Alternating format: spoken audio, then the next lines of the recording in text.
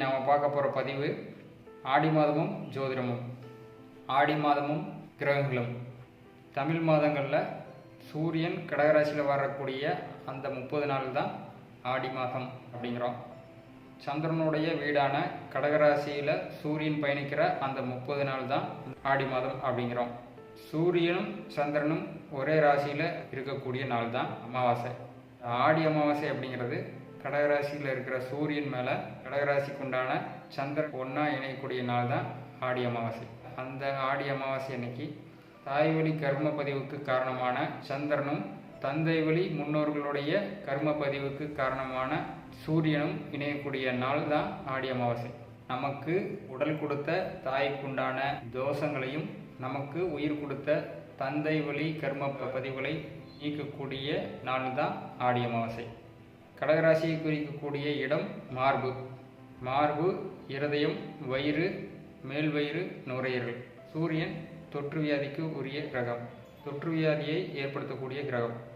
சூரியன் கடகராசியில் நுழையும் போது அந்த மாதம் குளிர்காற்று அதிகமாக இருக்கிற மாதம். அதிக குளிர்ச்சியினால சளி, காய்ச்சல், வாத நோய் ஏற்படுறதுக்கு அதிக வாய்ப்புள்ள மாதமாக இருக்கிறனால அந்த மாதம் அதிக விரதத்தை ஏற்படுத்தினாங்க. அதனால தான் ஆடி மாதத்தில் அதிகமான விரதங்கள் இருக்குது. உணவு கட்டுப்பாடு அவசியம் அப்படிங்கிறனால அந்த மாதத்தை அதிக விரதங்களை ஏற்படுத்தினாங்க. கடகராசியில் சந்திரன் ஆட்சி பெறுது, குரு உச்சம் பெறுகிறார், செவ்வாய் நீசம் பெறுது. அந்த செவ்வாய் நீசத்துக்கு உண்டான காரணம், செவ்வாய் ரத்தத்துக்கு உண்டான கிரகம், வெப்பத்துக்கு உண்டான கிரகம். ஆடி மாதம் அதிக குளிர்ச்சியாக இருக்கிறனால உடல் வெப்பத்தை அதிகப்படுத்துறதுக்காக ஆடி மாதத்தில் தீ மிதிக்கிறது, குண்டம் இறங்குறது, பூச்சட்டி எடுக்கிறது இதெல்லாம் வழக்கத்தில் வச்சுருந்தாங்க. அதன் மூலிமா உடம்புல வெப்ப ஆற்றலை அதிகப்படுத்துவதற்காக இந்த சடங்குகளை ஏற்படுத்தினாங்க. ஆடி மாதத்தில் வீட்டுக்கு முன்னால் வேப்பிலையை கட்டி வைப்பாங்க. எதுக்கு அப்படின்னா அந்த காற்றுல, ஆடி காற்றுல வேப்பிலையிலிருந்து வரக்கூடிய காற்றும் யாருக்கும் அம்மை நோயோ வராமல் இருக்கிறக்காக அந்த காப்பு கட்டி வச்சாங்க. அதனால தான் ஆடி காற்றுல அம்மையும் பறக்கும் அப்படின்னு பழமொழி வந்துச்சு. அந்த பழமொழி மருவி ஆடி காற்றுல அம்மையும் பறக்கும் அப்படின்னு தவறாக திரித்து கூறப்பட்டுச்சு. ஆடி மாதம் அம்மன் மாதம் அப்படின்னு சொல்லுவாங்க, சக்தி வழிபாட்டுக்கு உண்டான மாதம் அப்படின்னு சொல்லுவாங்க. சந்திரன் பெண் கிரகமாக இருக்கிறனால கடகராசி சந்திரனை குறிக்கக்கூடிய ராசி, அதில் சூரியன் போகிறனாலையும் கடகத்தில் குரு உச்சமாகுது. அதனால் கோயில் விழாக்கள் அதிகமாக இருக்கக்கூடிய மாதம். கோயிலை குறிக்கக்கூடிய கிரகம் குரு.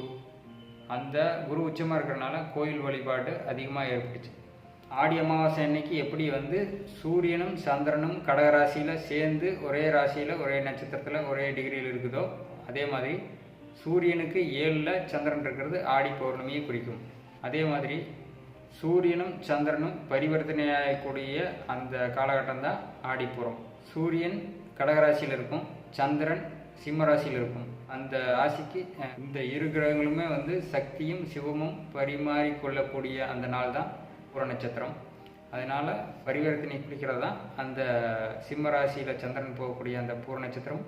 கடகராசி நீர் ராசியாக இருக்கிறனால சந்திரன் தாயாரை குறிக்கிறது, சக்தி வழிபாட்டை குறிக்கிறது, அம்மன் வழிபாட்டை குறிக்கக்கூடியது. அதனால தான் இந்த மாதம் மழை அதிகமாக வரக்கூடிய மாதமாக இருக்கிறனால நீர் ராசியாக இருக்கிறனால மாரியம்மன் அப்படிங்கிறத வச்சாங்க. மாரின்னா மழை, மலையை பெண் தெய்வமாக படைத்து மழை வேண்டி பிரார்த்தனை செய்வதற்காகத்தான் மாரியம்மன் அப்படிங்கிற தெய்வத்தை படைத்து விழா எடுக்கிறது, கூழ் ஊற்றுறது இதெல்லாமே பழக்கத்தில் வச்சுருந்தாங்க.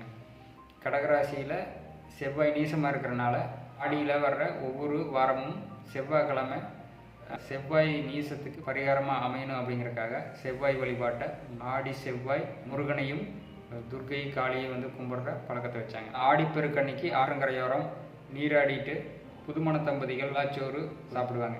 அன்னத்தை குறிக்கிறது சந்திரன், மனதை குறிக்கக்கூடியது சந்திரன். அந்த அன்னைக்கு நிலாச்சோறு சாப்பிட்றதுனால உடலில் ரத்த ஓட்டம் இருவருக்கும் சீராக இருக்கும், 2 பேருடைய மனம் சம்மந்தப்பட்ட பிரச்சனை சரியாகும் அப்படிங்கிறதுக்காகத்தான் இந்த நிலாச்சோறு அப்படிங்கிறத ஏற்படுத்தி வச்சாங்க வழக்கத்தில். அதே மாதிரி ஆடி மாதத்தில் பச்சரிசி பலகாரங்கள் அதிகமாக சேர்த்துக்குவாங்க. என்ன காரணம்னா பச்சரிசி சந்திரனுடைய உணவு. அந்த பச்சரிசி உடம்புல தோஷங்களை வெளியேற்றி இரத்த ஓட்டத்தையும் மனதையும் சீராக வைக்கிறனால தோஷ நிவர்த்திக்காகத்தான் பச்சரிசியில் செய்த பலகாரங்களை அம்மனுக்கு படைச்சு சாப்பிட்டாங்க. இந்த தோஷங்களை நீக்குவதற்குண்டான பரிகார உணவுகளாகத்தான் இந்த பச்சரிசியில் செய்த பலகாரங்களை சாப்பிட்டு இருந்தாங்க. சடங்குகள் அனைத்துமே இந்த நம்ம தோஷ நிவர்த்திக்காகவும் தோஷங்களை போக்கிக் கொள்வதற்காகவும் பரிகாரத்துக்காகவும் செய்யப்பட்டது தான் அப்படிங்கிறத தெரிஞ்சுக்குவோம். மீண்டும் அடுத்த பதிவில் வேறொரு தகவலுடன் மீண்டும் சந்திப்போம். அதுவரை நன்றி, வணக்கம், வாழ்க வளமுடன்.